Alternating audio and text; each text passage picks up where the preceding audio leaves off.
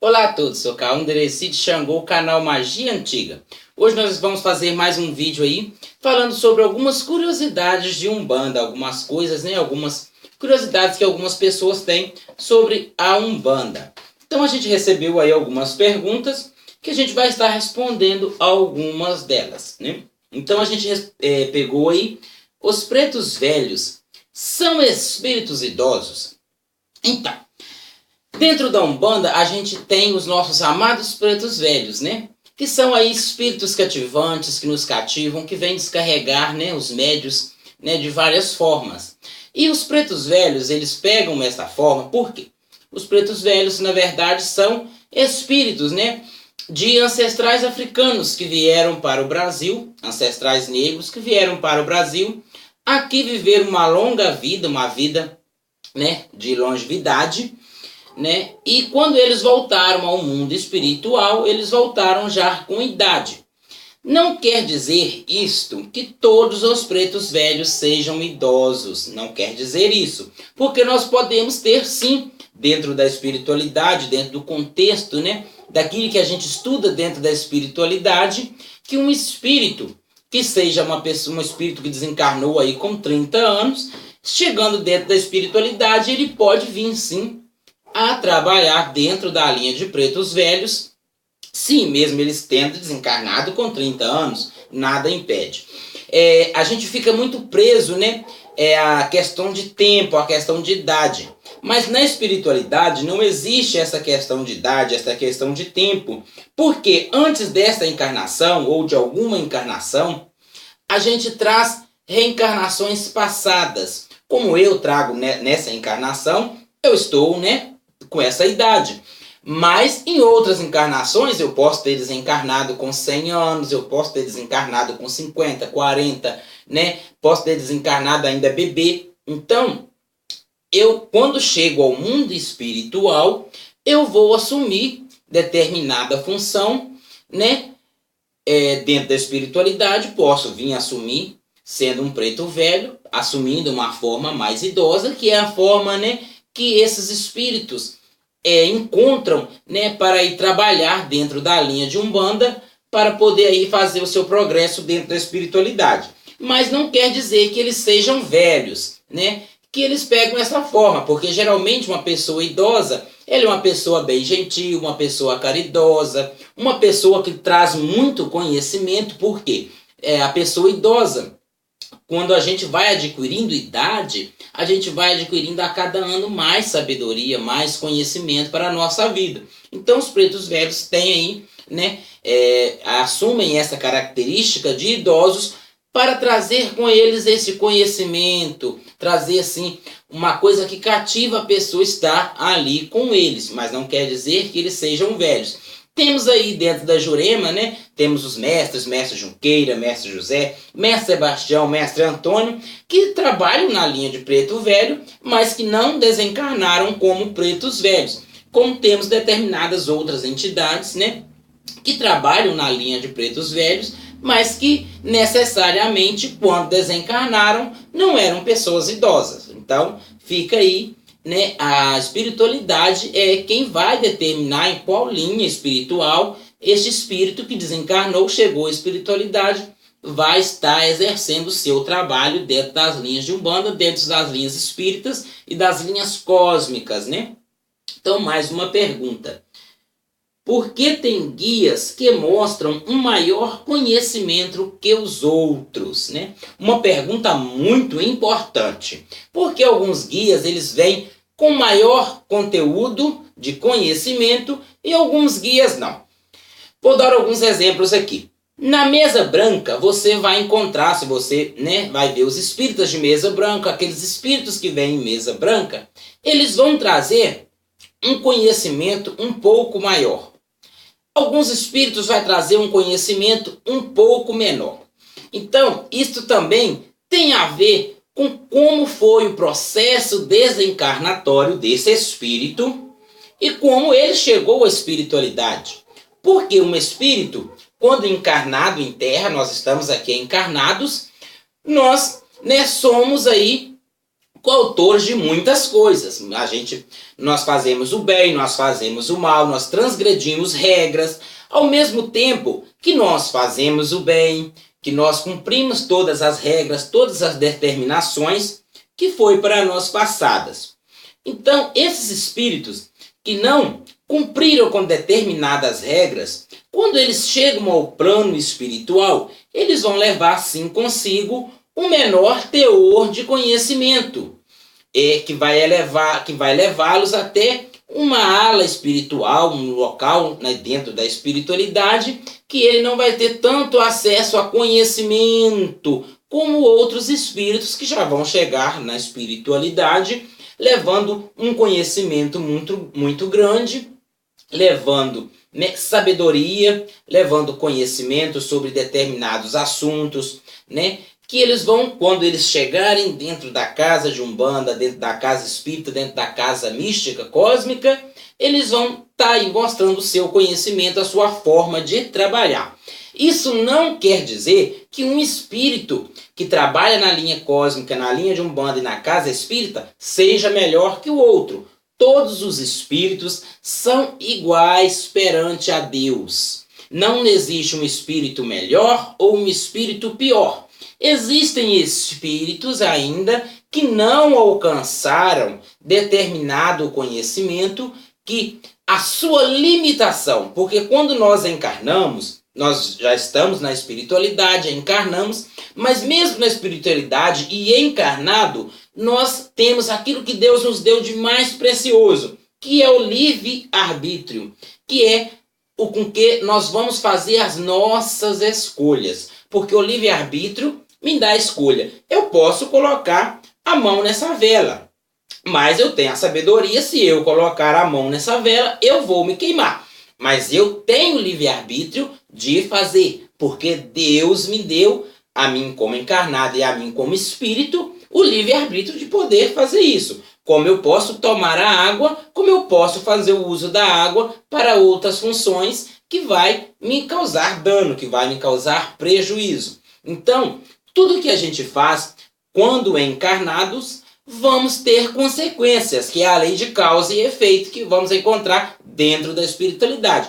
Ah, mas pai Candereci, o senhor está falando sobre causa e efeito, espiritualidade. Mas isso existe dentro da Umbanda? Sim. Por quê? A Umbanda também traz a espiritualidade, os nossos mentores, os nossos mestres, guias, são espíritos que trabalham dentro da espiritualidade, que trabalham dentro da Umbanda, né, para uma força superior que é Deus. Então nós trabalhamos todos em um prol só, né, que é o prol do nosso desenvolvimento pessoal, do nosso espírito, e o prol do desenvolvimento do nosso próximo, do nosso irmão. Porque nós encarnamos, mas ao mesmo tempo que encarnamos, vem outros espíritos, encarnam junto conosco, né? São espíritos afins, que vão nos ajudar, né, nesse grande processo encarnatório, nesse processo, nessa fase de encarnação, onde vamos poder chegar na espiritualidade aí melhores do que viemos. Então, alguns guias trazem este conhecimento maior, porque viveram uma vida aí, né, fazendo o bem, fazendo a caridade, buscando o conhecimento, o aprendizado cada vez mais. E alguns espíritos não, porque eles não procuraram isso, eles procuraram transgredir as regras, procuraram fazer coisas que não eram boas. Então entra a lei de causa e efeito, onde eles vão ter que refazer tudo novamente, aprender. Às vezes eles aprendem reencarnando novamente, ou às vezes eles aprendem vindo em determinada casa espírita, casa umbandista, casa cósmica, em uma ala espírita, né, ali de determinados espíritos, que vão trazer um menor teor de conhecimento, mas eles estão em busca do conhecimento pleno, que é Deus. Então vamos a mais uma pergunta. Por que os marinheiros, quando chegam no terreiro, eles balançam como se estivessem bêbados? Então, os marinheiros, eles são espíritos, né, que geralmente trabalharam aí na linha do mar. Eles eram marinheiros, eles trabalhavam em alto mar. Então, quando eles vêm, eles trazem esta característica do balanço do mar. Mas por que eles trazem a característica do balanço do mar? Para que isso? Eles trazem a característica do balanço do mar para quê? Essa característica, eu já ouvi um assunto, uma vez, uma história, que uma pessoa chegou, né, em determinada casa de umbanda e estava tendo ali uma sessão de marinheiros. Aí chegou os marinheiros no ponto e o marinheiro começou a se balancear, como se estivessem bêbados.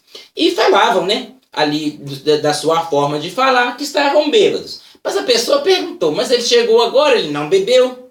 Aí o marinheiro chegou perto dele e respondeu, eu não bebi, mas eu trago comigo, eu estou desfazendo o descarrego deste médio, tirando as impurezas, tirando, né, aí as coisas ruins deste médium, fazendo uma limpeza espiritual do médium e do ambiente que aqui estou, da casa de umbanda, fazendo essa limpeza, fazendo esse descarrego. Então, eu me utilizo, né, deste balanceado, como se eu estivesse bêbado, para fazer essa limpeza. Esta foi a resposta que este marinheiro deu a essa pessoa dentro dessa casa de umbanda.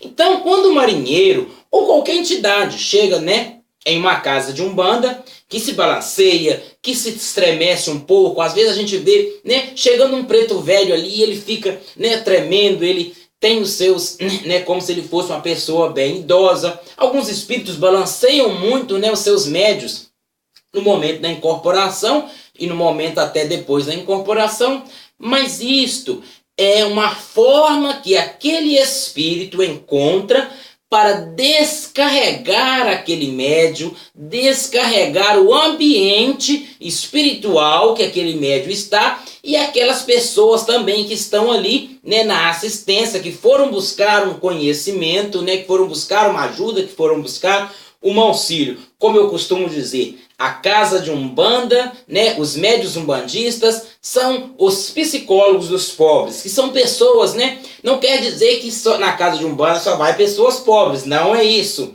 Quer dizer que talvez aquela pessoa esteja ali precisando de um conhecimento, de uma ajuda, de um abraço fraterno, né, de um auxílio, de uma palavra amiga e também de uma descarrega, de tirar ali, né, os pesos, aquelas coisas que aconteceram, né, por determinada questão de sua vida em determinado momento. Então os guias se utilizam, né, desses meios para fazer esse descarrego, fazer essa limpeza espiritual do médio do espaço, né? Então vamos lá, mais uma pergunta. Linha branca e linha preta seria o bem e o mal? Então, linha branca e linha preta. Se você chegar perto de uma pessoa, de um médium umbandista, que tem aí na faixa dos seus 90, 80, 70 anos, eles vão explicar isso para você com bastante doutrina, com bastante rigor e com bastante autoridade até. Por quê?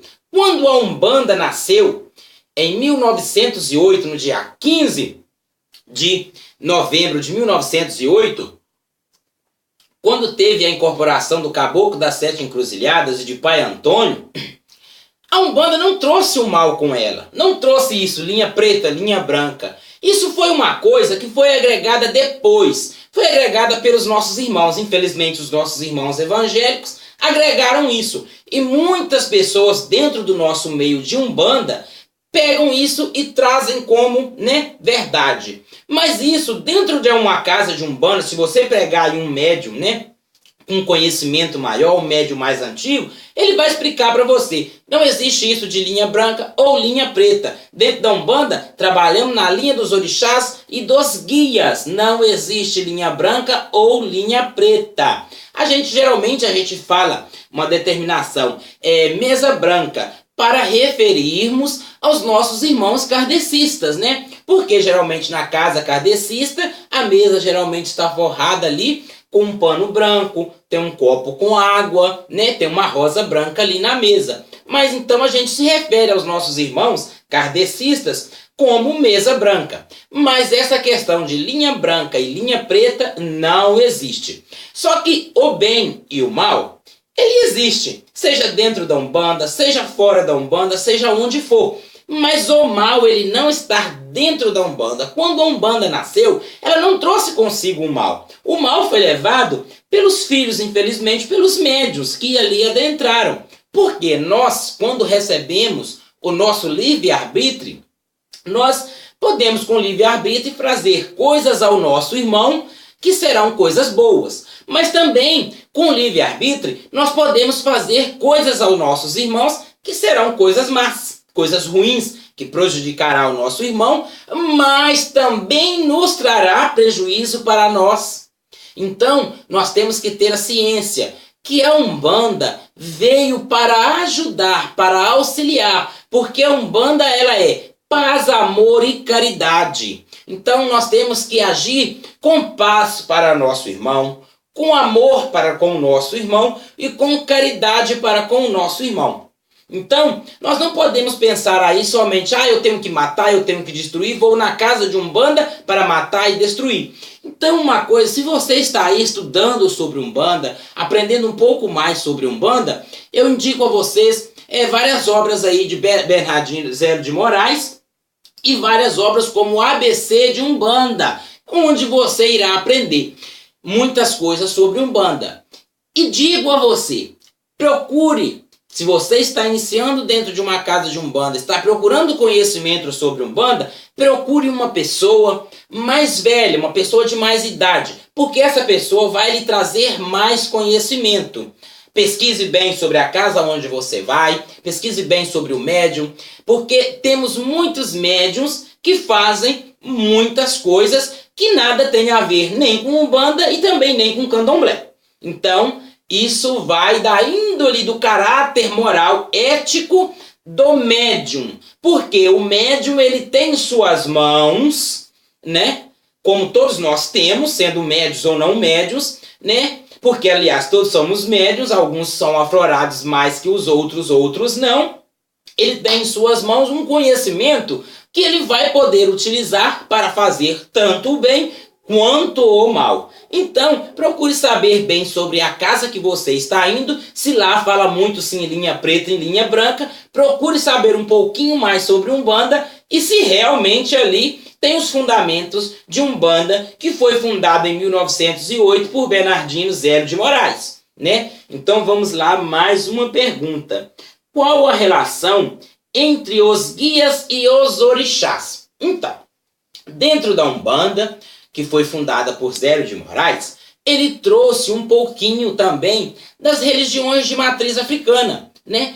Quais são esses aspectos que Zélio de Moraes trouxe para a Umbanda do Candomblé, dos orixás? Eles trouxeram os orixás, né?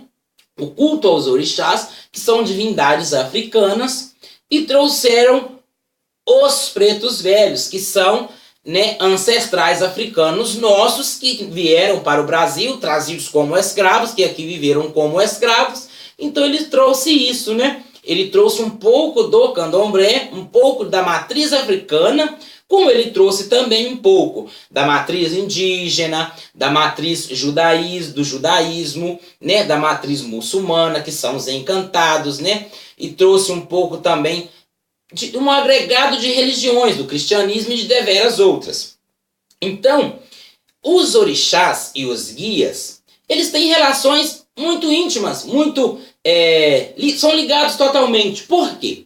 Os guias, eles são mensageiros também dos orixás, né? Porque o guia, ele vai trazer a mensagem que o orixá nos dá. Por quê? O guia, ele é o mensageiro do orixá. Ele vai trazer uma mensagem que o orixá está passando para aquela pessoa, para você, né, que está procurando o conhecimento. O guia vai trazer essa mensagem do orixá. Porque dentro da Umbanda não se tem, né, ao jogo de búzios, onde se vai buscar saber aquilo que o orixá está nos falando, está pedindo a nós. Então, vamos até os guias, vamos até um preto velho, até um caboclo, até um boiadeiro, até um baiano, para pedi-lo que ele possa trazer a mensagem do orixá para nós. Então, a ligação entre um orixá e o guia da Umbanda, ela é total. Por quê? O guia, ele é o mensageiro do orixá. ele é como Exu, porque Exu dentro do candomblé, ele é o mensageiro do orixá, ele é aquele que leva a mensagem, né, do Irequê ao Orum. Assim é também o guia, ele leva a mensagem minha até o orixá e traz a mensagem do orixá até mim. Então, meus amigos e minhas amigas do canal Magia Antiga, se vocês estão gostando desses vídeos, se inscreva no canal, deixe o seu gostei, deixe o seu comentário, né? Deixe uma sugestão também para novos vídeos sobre questões de Umbanda, questões de Candomblé que você queira aí tá sabendo, queira tomar mais conhecimento. E vou deixar uma última dica para vocês, novamente vou falar isso. Quando você for ir a uma casa com o intuito de ali entrar, né, seja ela uma casa de Umbanda, seja ela uma casa de Candomblé, você vá, chegue nessa casa, sente-se, né, preste bastante atenção, principalmente atenção maior. Você vai pensar, eu tenho que prestar atenção no pai de santo e na mãe de santo. Não, não preste atenção no pai de santo e na mãe de santo. Porque o pai de santo e a mãe de santo, eles já têm conhecimentos elevados. Então, eles sabem como eles devem agir.